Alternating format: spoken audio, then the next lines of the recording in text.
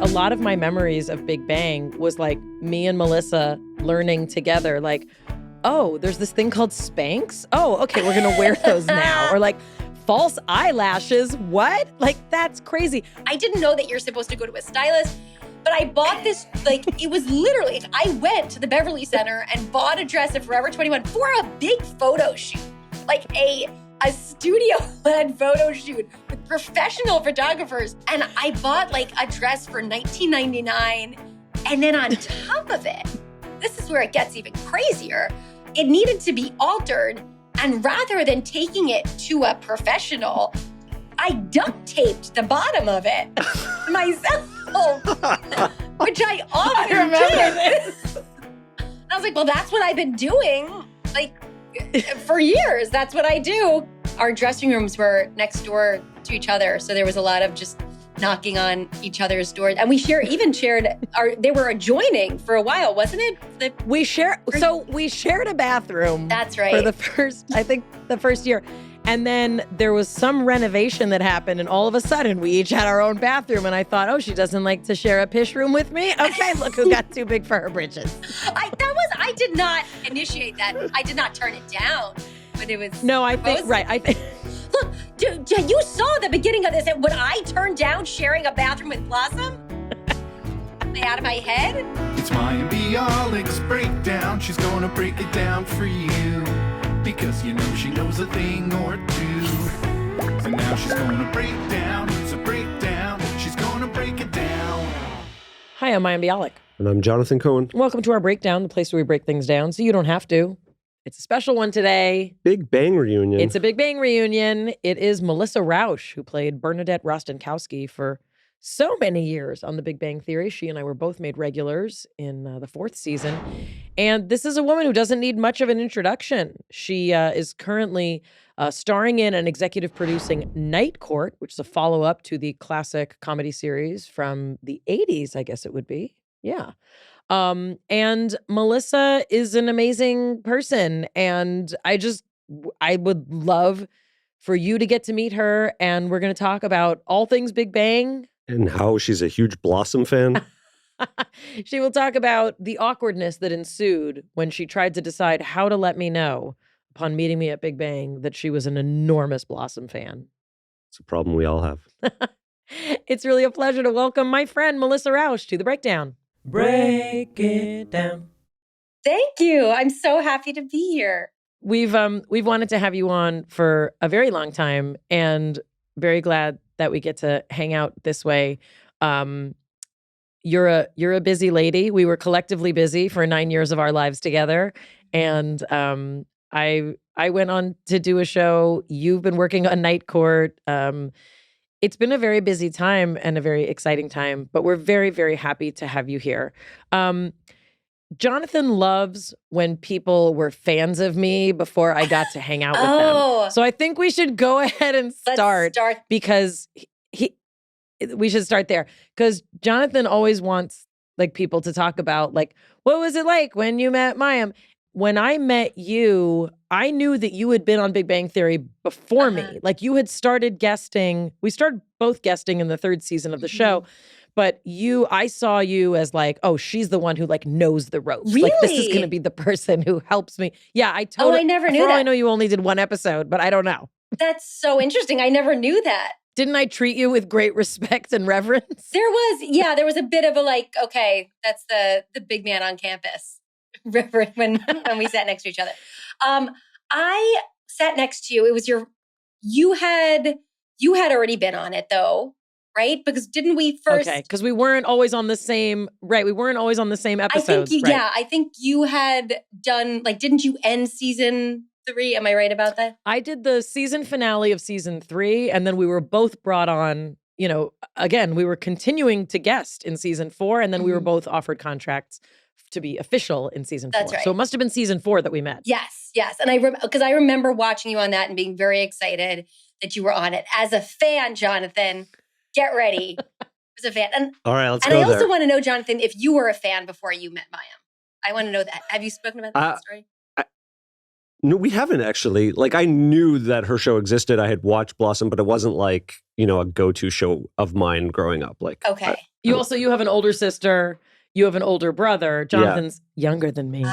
But yeah, you were busy doing other teen things rather than watching me. Fresh Prince of Bel-Air. And then turning it off when I came on the screen.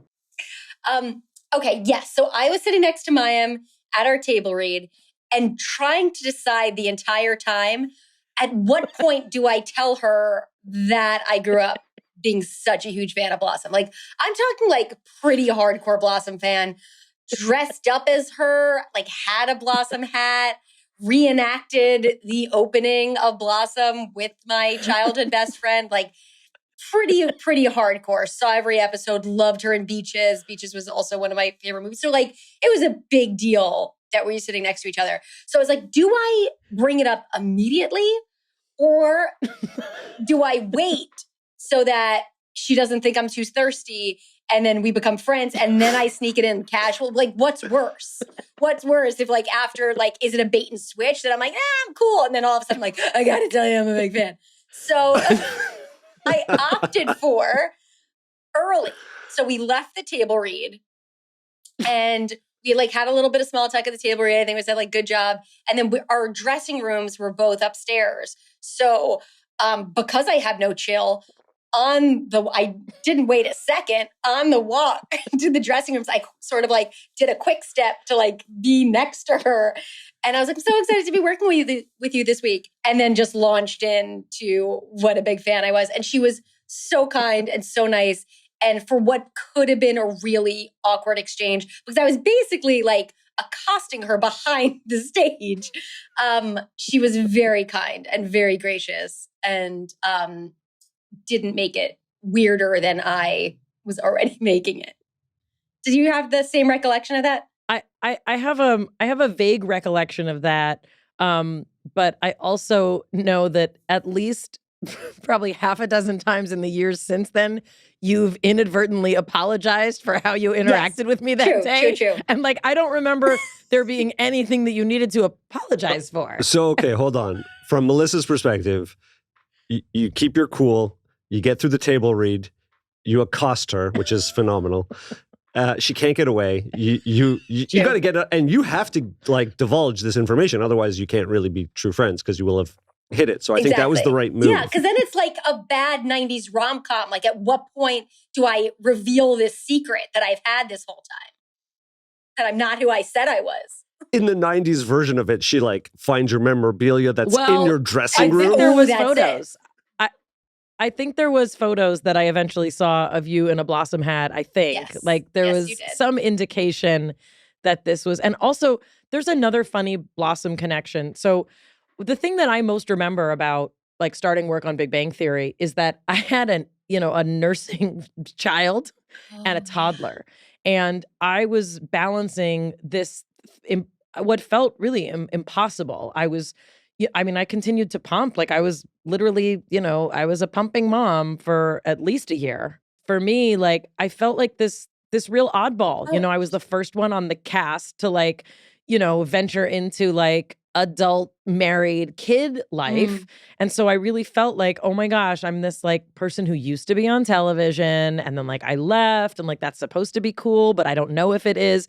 And here I am like pumping and like feeling like, do I belong here? Like really that was a thing because also, and Melissa, you can vouch for this as someone who, eventually went on to have children.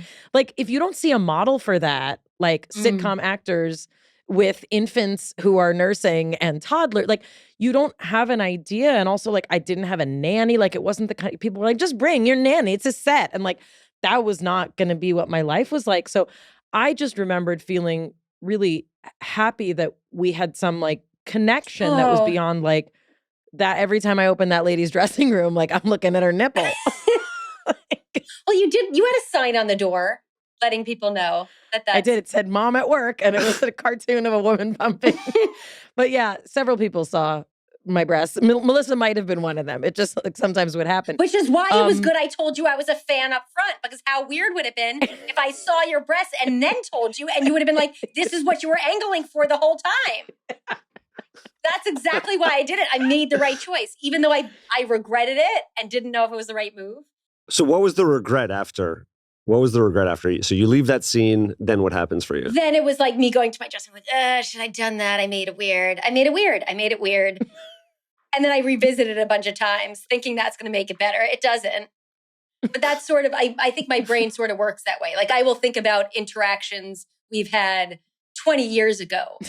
Like I will think about interactions I had in high school. I'm like, that was wrong. I wonder if they're thinking about that now. But it's not that you were poorly behaved. It's just that this is what your brain does. Yes. Yeah. It's just like not so much a second guessing, just like I think a bit hard on myself. Maybe that's a bit of what it is. Right. Because generally speaking, I find you very polite, very professional, very appropriate. You have a vulgar potty mouth streak, but you usually keep it pretty well protected. Thank you. I do. I honestly, I feel like, because obviously I have kids now, I'm not going to, go around dropping F-bombs night and day. But yeah, I would say I do like to throw around an F-bomb here and there. Before kids, when would that come out the most? I would say, really just like everyday conversation. I had a bad habit of if I would call friends of mine with kids and I'd be like, just let me know if I'm on speaker, because without fail, I would always be calling a friend of mine on speaker and be like, you'll never fucking believe what happened today. They're like, kids in the car, kids.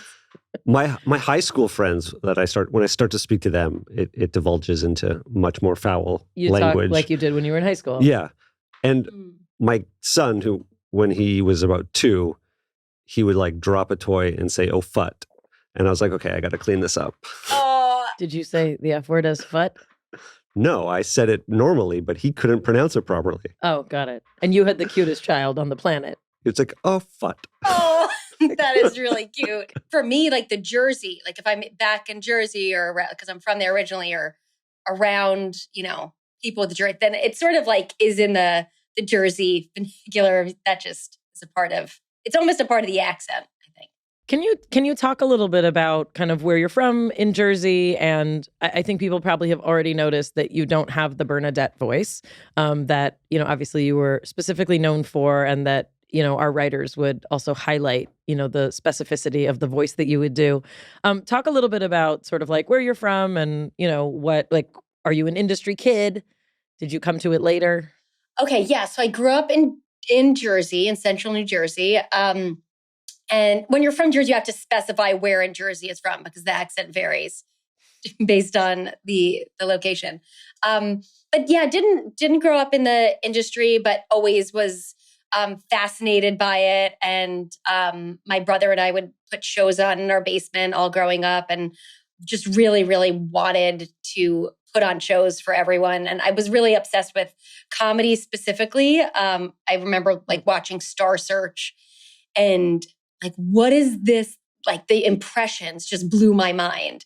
And that's really where my fascination with comedy sort of sparked. And then I started begging my parents to let me do stand-up, which was I'm using quotes, it was stand-up because it was really maybe my next impersonation is. And then I would try and do it at local talent shows and things like that. But it was never on really a professional level by any means. But I think my parents would have been surprised if I didn't go into the entertainment industry because I just was always trying to get on stage in any way I could. And then growing up in Jersey, there was the proximity to New York City. So going to see Broadway shows and stuff was always a major staple of my childhood. Who were the comedians that you most liked? You have a very strong, obviously, comic streak, which, to me is reminiscent of a lot of great female comedians. Did you resonate more with a certain type of comic, or did you like men and women equally when you kind of thought about comedians that influenced you? It was a mixture of both. I think, I loved, Carol Burnett was someone who I immediately, when I saw episodes of the Carol Burnett show, that blew my mind. And I had the Carol Burnett show on VHS that I was watch over and over again. And then I remember stand-up wise, I loved Robin Williams and Whoopi Goldberg and comic relief was a huge one for me. And, working with Marsha Warfield recently, I remember her comic relief set and loving her on that. I think it was sort of a mixture of just like who was making me laugh at the time. But there was a definite, like, whenever you saw a woman on stage doing stand-up, there was, we could do it too. Who did you impersonate in the early years? Oh, goodness. It was Pee Wee Herman was a big one, Paul Rumens. Don Knotts from Three's Company. Oh, yeah. Tracy Ullman. Who else? Shirley Temple, another one. Yeah, those are my impressions. Mayim Bialik's Breakdown is supported by BetterHelp. We've all had times in our life where we're not sure about where we're going, myself included. Sometimes we've got tough choices and we don't know how to move forward. We don't know which path to take. Maybe you're dealing with a decision around career, relationships, or really anything. I'm here to tell you therapy will help you stay connected to what you really want so that you can move forward with confidence and excitement. Also, therapy has been one of the main components for me in learning to trust myself to make decisions that are aligned with my values. And the more you practice, the easier it gets. So give BetterHelp a try. It's entirely online and it's convenient, flexible, and it's suited to your schedule. All you have to do is fill out a brief questionnaire. You'll be matched with a licensed therapist. You can switch at any time for no additional charge. Let therapy be your map with BetterHelp. Visit betterhelp.com/break today to get 10% off your first month. That's BetterHelp, HELP.com/break. Mayim Bialik's Breakdown is supported by Squarespace. What's Squarespace, you say? Well, it's the all-in-one platform for building your brand and growing your business online. Stand out with a beautiful website, engage with your audience, and sell anything, your products, content you create, even your time. Squarespace makes it easy for creators and educators to monetize their content and expertise in a way that fits their brand. There's these member areas where you can unlock a new revenue stream for your business and free up time in your schedule by selling access to gated content like classes, online courses, or newsletters. Stand out in any inbox with Squarespace email campaigns. You can collect email subscribers, convert them into loyal customers. All you do is start with an email template and then customize it, like apply your brand ingredients, site colors, logo. They have built-in analytics to measure the impact of every send. Also, support your cause by gathering contributions with PayPal, Apple Pay, Stripe, or Venmo. You can also gain powerful insights into who's visiting your site and how they're interacting with your content with an in-depth website analytics tool, including page views, traffic sources, time on site, most read content, audience geography, and so much more. Squarespace also has powerful blogging tools to share stories, photos, videos, and updates. You can categorize, share, and even schedule your posts to make your content work for you. You can also display posts from your social profiles on your website and automatically push website content to your favorite social media channels so that your followers can share it too. Go to squarespace.com/breakdown for a free trial. And when you're ready to launch, use the offer code BREAKDOWN. You'll save 10% off your first purchase of a website or domain. Did you have a thick Jersey accent growing up? Like, did you have to get rid of that and modify it? Like, when did that transition? Yeah, so the Jersey accent lasted for many years. It wasn't until I went to college, I went to acting school in New York City, and I remember my first day of Shakespeare class, and it was very thick. It was like, Mool and Talk and Coffee, Romeo, we're at that. Like, and I remember the teachers like, have you thought about losing that accent? I was like, what accent? There's no accent. And then they took me to they're like, you are going to the voice and speech department for the remainder of your time in this conservatory program. And I went like hardcore voice and speech classes to get rid of the accent. It took a while. It still comes out when I'm tired. Wait, hold on. This is a world I hadn't really thought of. So they make it go away? It can't come back? I mean, it comes back. If I'm around my parents immediately. What are you talking about? It comes out big time. But yeah, I completely sort of relearned my how to speak properly. The English language. Exactly. I had no idea. Like I honestly thought everyone was speaking incorrectly. When I heard people say the word mool without an AWL, I thought they were insane. Well, I'm always fascinated by people who can do accents. Like you hear people, from the UK or from Australia, and all of a sudden they're playing an American role or vice versa. But for you, who had a natural way of speaking your entire life, and then consistently now you don't have that. I wonder when you fall back. So obviously when around your people, your parents and people you grew up with. But like, do you ever find that you fall back to it, like if you're annoyed or when I'm angry? upset, Yeah. like when I'm upset. But also, if I'm just in, and I wasn't even raised in New York, but I was raised to speak by my parents and corrected to speak what they considered correct. But if I'm just in New York, like it becomes more natural. But if I'm here and like someone annoys me or angers me, and I'm the neuroscientist, I should probably know why this is. Like that is the language of anger and frustration. Is the language of my childhood. Something base that comes up. That's so interesting because your family's all from New York, right? My parents are from the Bronx. Yeah. Yeah, it definitely, I mean, forget it. There's also like a volume level of the East Coast that I remember like the first time my husband came to my family's house and he was like, why is everyone shouting? There's just a shout. I'm like, no, that's how you just scream from room to room for everything. Like, Ma, what's in are we going out for dinner? Ma! Like everything is just room to room.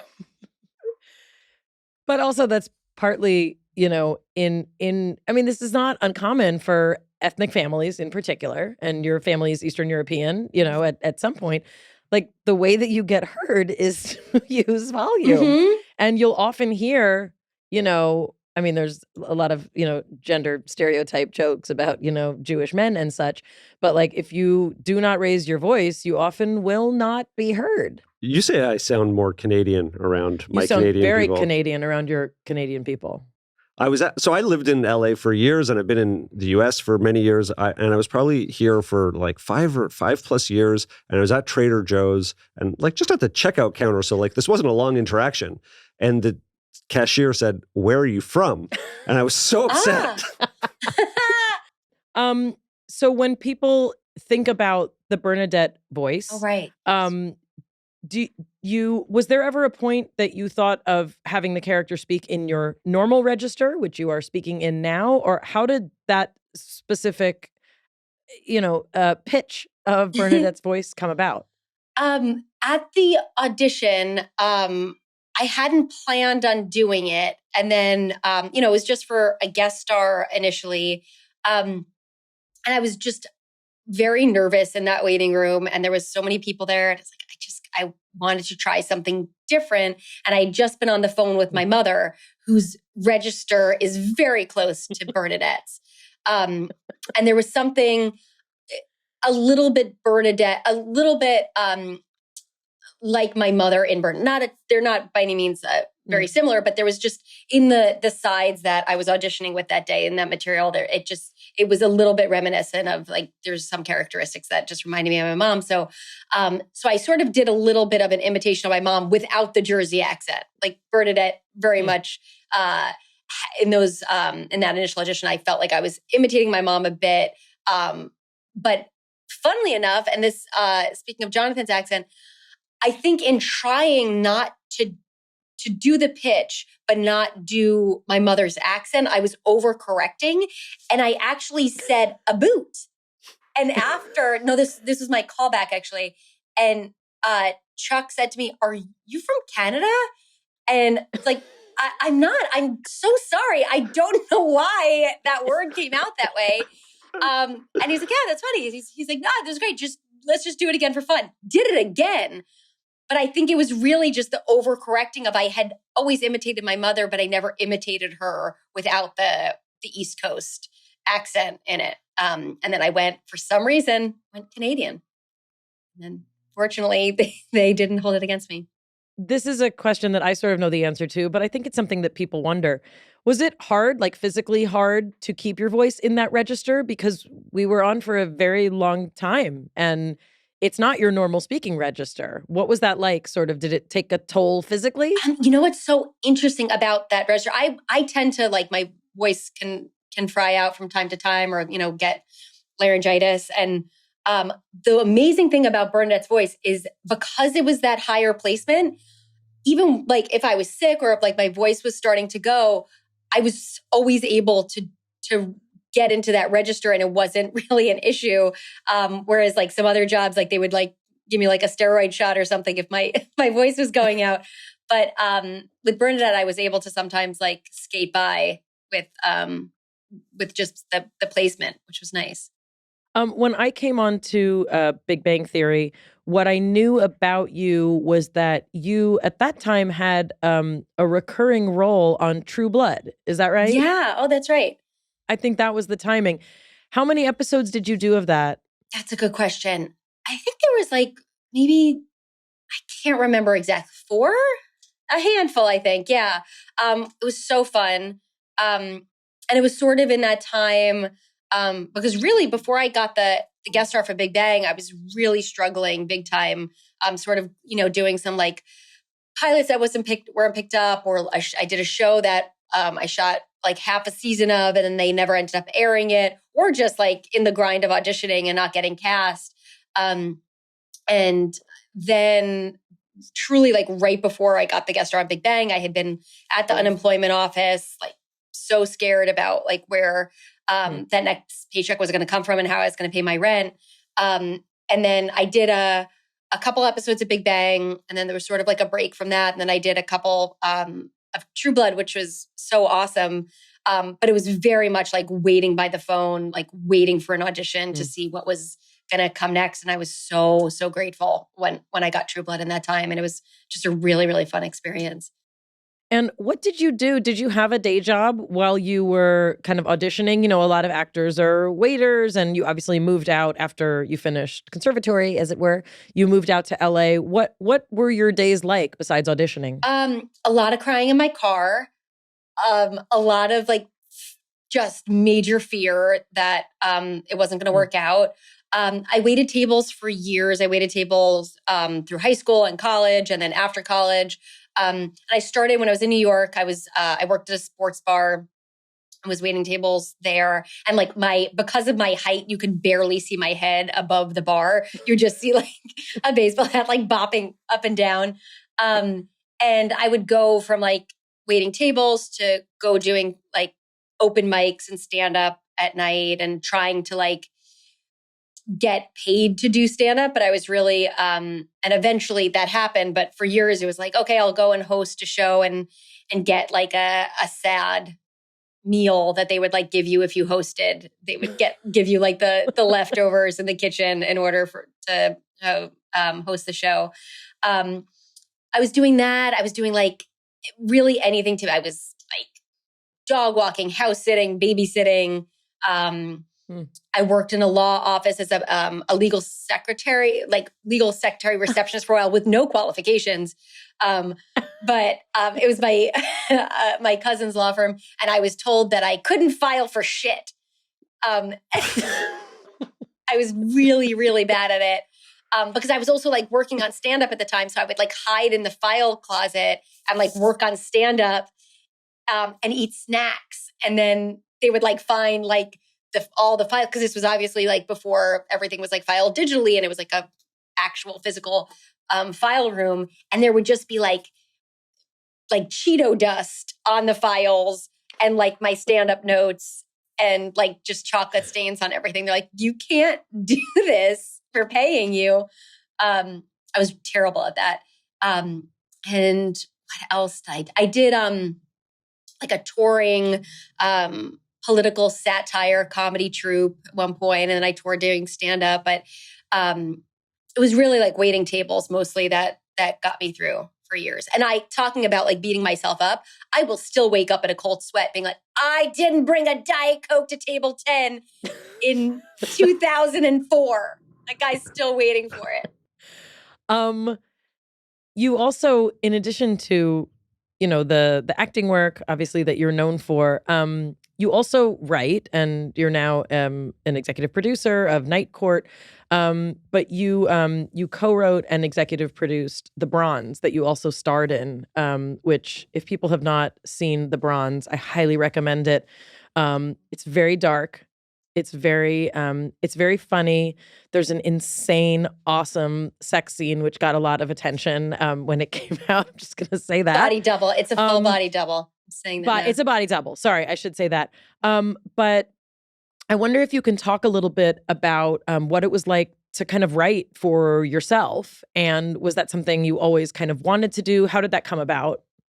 So writing really was always my way. Even like as a kid, it was just like a way to get my feelings out and express myself. But then like as an out of work actor for many years, I realized writing was like the way that I felt that I had some semblance of control in a time that like, same with stand up, like in a time when you're an artist who's not given the opportunity to do what you love, it hurts and it feels bad. You sort of can forget why you're doing it in the first place. And it's just so much rejection and you're constantly feeling like you're being personally rejected from something. So when I first started writing stand-up, it was like my way of like, I get to perform every night, even if no one wants me for their show or their commercial or anything I was auditioning for. And then when I graduated college, my now husband and I wrote a one-woman show for myself, which was also sort of a way to get in front of an audience without having to beg someone to put me in their thing. And then the Bronze was a similar path to that when we started writing it when I was on Big Bang, and I knew I wanted to try something that was different from anything I was ever given the opportunity to play before. And we just started thinking about just celebrity and how it's looked at in our society. And I had just started to have like, a little bit of momentum with Big Bang in the sense that at that point I had become a regular on the show. And it was the first time I wasn't looking for that next job. And I noticed when I was going back to my hometown in New Jersey, before that, when I would go to like the local mall, it would be, a lot of like, oh, we saw you on that thing. Yeah, you haven't worked in a while, huh? Yeah, it's hard. Are you going to give up? Are you going to move back? And it was like, there was just like a major element of, oh, we're just looking down on you. And then all of a sudden I would get another job and I'd come back and the same person would give me like a free Wetzel's pretzel. And I'd be so excited, like, oh, just because I did something, I did a thing. And then again, I'd be out of work and it'd be like, everyone's giving me the side eye at Claire's Boutique. So I was like, what is this that this notion that like, okay, we treat people differently when there's even a modicum of celebrity. So then the idea for the Bronze was hatched out of that, and the idea of a former Olympic gymnast who peaked at a very young age and then was sort of the star of her small town. And then after her gymnastics career ended due to an injury, what that did to her psyche and what that can do to the mental state of a young girl. And then so it follows her in this journey years after she won the bronze medal. And it was a great experience. You were so amazingly supportive when that came out, and I'm so grateful to you for that. She actually reenacted the opening of Blossom with me to help promote the movie. It was so nice. I remember she came to the premiere, and then after she's like, what can I do to help? And I gotta say, and I'll confess, I selfishly just always wanted to do the opening of Blossom with you. And I was like, well, if she's asked me if there's anything she could do, I'd love to do that, and we'll promote the Bronze while we're doing it. Where is the footage of that? It's somewhere on the internet. Well, and I really, I very highly recommend people check out the Browns also because, what I think is so incredible is, both you and I lived in people's, kind of consciousness, as did all of us on Big Bang Theory. We lived in people's consciousness as like that character, and we were in your house. And then when syndication happened, we were like in your house and your bathroom and your car and the yard. Like we were, kind of really ubiquitous to people. And I think what was really amazing about the Bronze is like, it was you kind of stepping out of like what a lot of people thought of you as. And I happen to find it very, very, in particular, very moving, not just because I had that experience, as a young person of having a lot of success and then kind of everybody wondering what's next. But I also think that, you know, your writing is really, really beautiful. And you captured so much of that tension, you know, of the expectations we have for ourselves and the expectations others have for us. I wonder also if you can speak a little bit to, you know, we obviously, we existed at a time, you know, on the Big Bang Theory, kind of before social media became the thing that it is now. And, you know, we kind of lived sort of through that. Like, I remember when we would go to awards things, like when we first started being nominated for things and we would all get to go as a cast, like, I don't even think we had like individual social media that you were like posting. Like now, it's kind of like everything you do, you're posting. And I wonder if you have any sort of thoughts, like when we started on Big Bang, that wasn't a thing. And then by the time we finished, like people, like we constantly had like phones on us. Remember, there was a time when we didn't even have like cell phones on set. That's and true. It was so crazy. I wonder if you remember anything about sort of what it was like to be a public person that literally kind of came of age in front of the public as the internet and social media was coming of age. You're so right. That's so interesting. I think I remember, I can't remember exactly when it was, but I think it was like after I officially joined the cast, like I didn't even have a Facebook page. I had nothing. And I remember like representatives that I was working with at the time, like, you need to do something. And like, they helped me set up a page, but I didn't even like have a login for it. And I'm still like pretty much a Luddite when it comes to social media.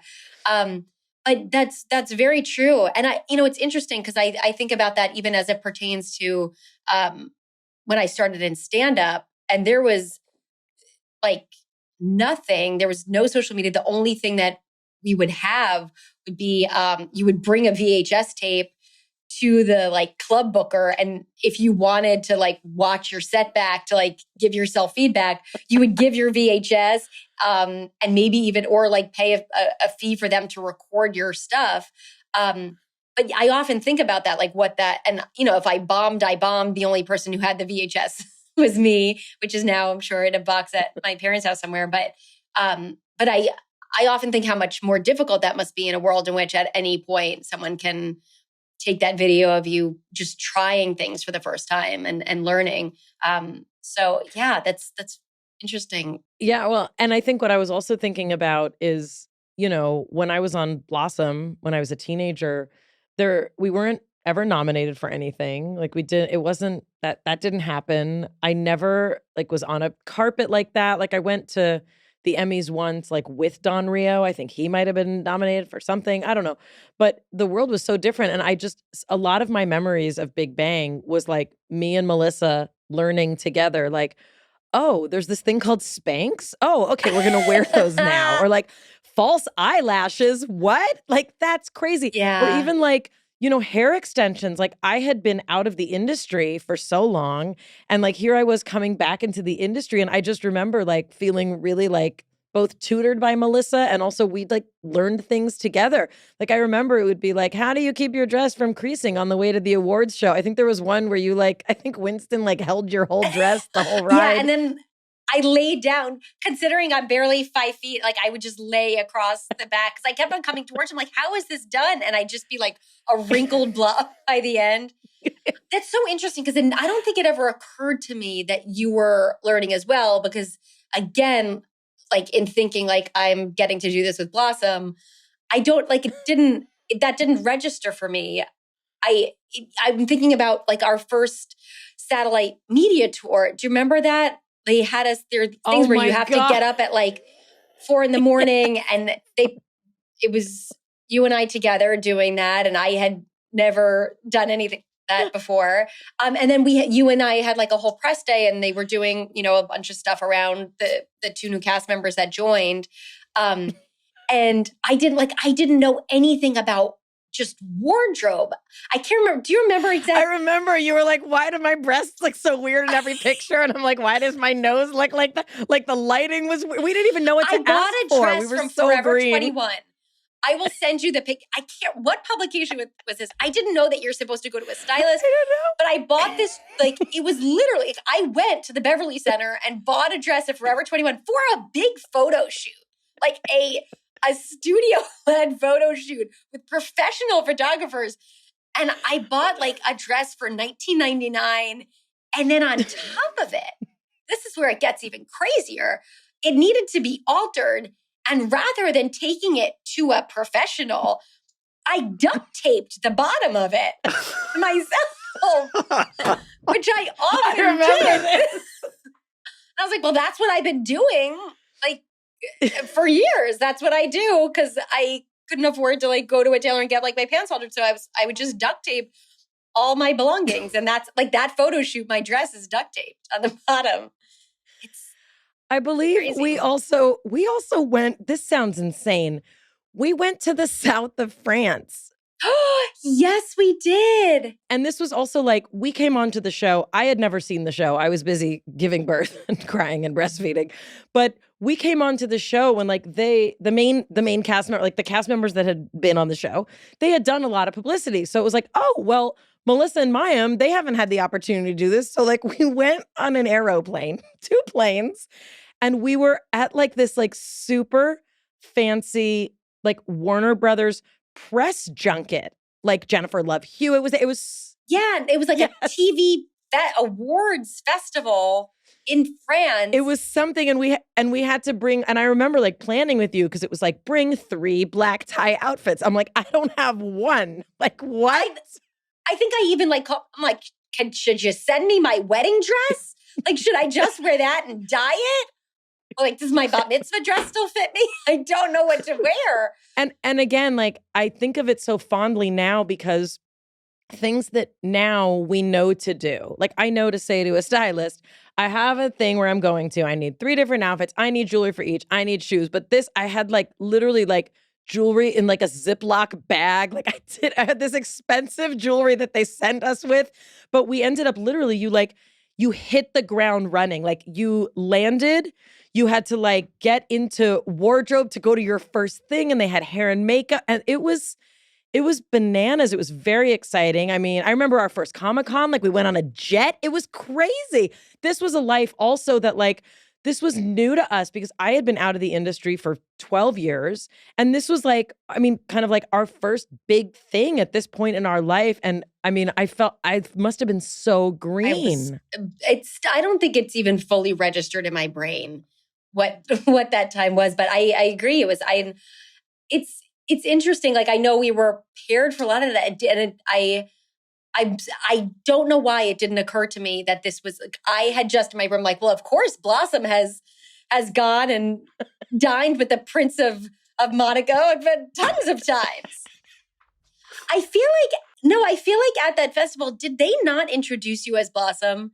Am I wrong about that? I feel like I have a memory of that happening, and you've been like, that was not supposed to happen. That is true. I can't remember which event it was. I had blocked that out, but thank you for bringing it back to memory. Because they were fans or because they were confused? I think it was just like, oh, look who's here. It's Blossom. Like, and they introduced me as that at one, because you were like, we had to like go on stage and there was press and it was like all this insanity. It was very, very fancy. Just the other weekend, someone screamed, hey, there's Blossom. Yes. It's all I can do throughout this interview, not to shout it. I want to ask one more Big Bang Theory question before we circle back to her obsession with Blossom. No. We've had Kunal on the breakdown, and his episode was really, really special. It was it's a beloved episode by a lot of our listeners. Did you know that he was a spiritual guru? I do, and I love that about him so much. He's incredible. He is incredible. We also had Simon on, and Simon came on. Another to incredible promote, human.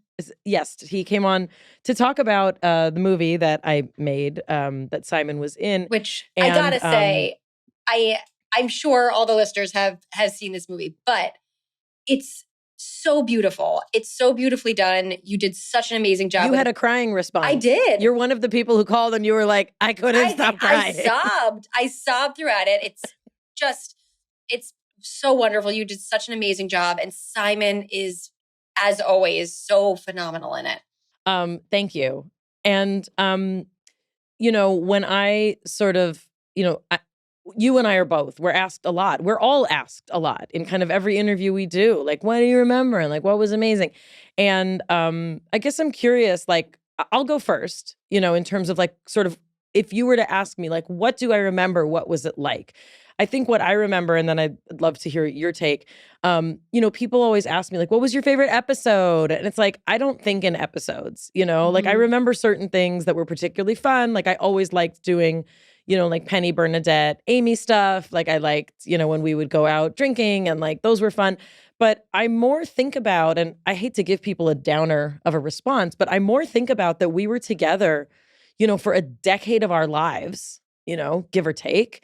And I more think about like all the other things that went on in our lives that is nobody's business, and that's usually what I say. It's like, I know for me, like I got divorced, my dad died, like life happened for all of us. And while everybody thinks of us as these characters and these relationships, and it was so funny and I loved it, and that's super important and it's so valuable, and we were a very specific thing, in television history, what I more think about is like that was like almost a decade of my life that I spent, with these people who I saw more than I saw my own family, really. I absolutely remember, Simon making us laugh so much. Like, he would do impressions for us, and he always had, he and Jim always had like a very funny, interaction on camera or off camera, So I remember things like that, but I more think about like the people that we worked with, our writers, and, like the staff and all the people that nobody ever gets to know about who put it together. I'm curious, like, what do you sort of remember as an overarching, like, this was what my life was like for those, 9 years? I'm honestly shocked by what you said, because I fully believe we were those characters, and I'm now devastated to learn that that's not the case. So I need a minute. No, I totally hear you on that, and I think that's a really beautiful way to sort of think about that time. I think for me, like also it's I definitely think about the relationships. It was very much a family for that decade. And it was my first job where I knew I was going every day. And there really wasn't a minute where I drove on that lot where I didn't feel like this immense sense of gratitude for this thing that I was going to. And yeah, I think it's very much about the people. I think the fun of those tape nights and that electricity. And it really is what sort of made me fall in love with that medium and why I wanted to do it again. But there was, it was just a very special moment in time that I really think about the, like you were saying, the relationships, but the, like that, if I had to like just zone in on one memory, I would say like just all of us sitting around eating, the Chinese food. And then getting to like, and doing a rehearsal of that scene where we're all together. And then getting the ability to then go and talk to like all the writers who would watch her run through. And it just felt like, I guess I would liken it to like, if you, and I don't come from a big family, but if you had a big family and you get to gather with them at a holiday and then sort of like go to room and see everyone that you miss. And that's sort of what it was, whether it's like the crew members or the writers or that cast, there's just this nostalgia of like that family that I will forever hold so dear to me and miss. That's beautiful. That is beautiful. I know a little bit about Call Me Kat, but does Night Court shoot in front of an audience or no? It does, yeah. I was really excited about the chance to do that again. And similarly to Big Bang, that like electricity of tape night is just so special. And I had never done it before Big Bang. And I remember my first tape night at Big Bang and just falling in love with that medium. And it just felt like the theater world I had come from mixed with what I had fallen in love with about TV. And we didn't know when we were originally developing Night Court if, because we were developing it during the pandemic and didn't know what would be if there would ever be a chance to do a live audience show. But fortunately, by the time we shot the pilot, we're sort of coming out of things. And we were able to shoot in front of a limited audience. But then the first season, we were finally getting back to a live show every week. And it's great. There's just a really special dynamic and relationship, I feel like, between the actors and the writers and the audience on a multicam sitcom, which is really cool. For people who may not kind of know what Night Court is, I remember Night Court because it was the show I wasn't allowed to stay up and watch because I was too young, and it was kind of naughty. I watched a lot of Night Court, actually. Well, I eventually watched more Night Court, but also, and this is just like a fun Melissa Mayim connection. So after Don Rio created Blossom, and we had been going for a couple of years, he created the John Larroquette Show, which was a show that John Larroquette, who had been on Night Court, starred in. I actually played John Larroquette's Grateful Dead loving daughter in an episode of the John Larroquette Show, which I did literally during Blossom. And I have very, very fond memories of working with John and have a lot of respect for him as an actor. So Night Court finished its first season. You were picked up for a second season, and it's an NBC show, but that means you can also watch it on Peacock, correct? Yes. It's okay. It's on NBC and then goes to Peacock the next day. But isn't that awesome? Is amazing? When you shared that with me that you work with John, it just made me so happy. Yeah, he's amazing. Yeah, he is, and it's incredible, and I think such a wonderful vehicle, and I'm very, very happy for your success as a producer and as a star of this show. And it really, really was a beloved and really highly regarded sitcom that is having, this beautiful kind of second experience, so very happy for you about that. Thank you. Melissa, it has really been such a pleasure to get to hold space with you like this. Some of my favorite times are the things that people don't get to know that we got to be sisters in and interact with for all those years. You're really an enormous part of my life. I do not believe I would have gotten through those 9 years with everything that I was dealing with and with learning to be a parent and working without you. I'm really, really forever indebted to you, and just so thrilled for you. Thank and you. I love you so much. I love you. Thank you so much for having me. I have to say, it is our dressing rooms were next door to each other, so there was a lot of just knocking on each other's doors, and we shared they were adjoining for a while, wasn't it? We shared a bathroom. That's right. For the first year. And then there was some renovation that happened, and all of a sudden we each had our own bathroom. And I thought, oh, she doesn't like to share a pish room with me? Okay, look who got too big for her britches. I did not initiate that. I did not turn it down, but it was. No, I think. Look, you saw the beginning of this. And when I turned down sharing a bathroom with Blossom, am I out of my head? How did your love for Blossom continue? Like, you kept it at bay. Oh, we would talk about it from time. No, we would talk about it from time to time. I didn't hide it. Once it was up. out, I probably should have at some point been like, make it less uncomfortable for her. But I really went hardcore on it. I mean, do you think like once a week? Is it possible I brought it up once a week? Yeah, maybe she has a tattoo of my face on her left ass cheek. It's weird. I do. Melissa, thank you so much. So wonderful talk. This was truly, truly, truly so much fun. And I'm so glad that I got to do this with you guys. So I'll be on again next week. Oh, yeah. Same time next week. All right. From our breakdown to the one we hope you never have. We'll see you next time. It's Mayim Bialik's breakdown. She's gonna break it down for you. She's got a neuroscience PhD or two. One fiction, and now she's gonna break down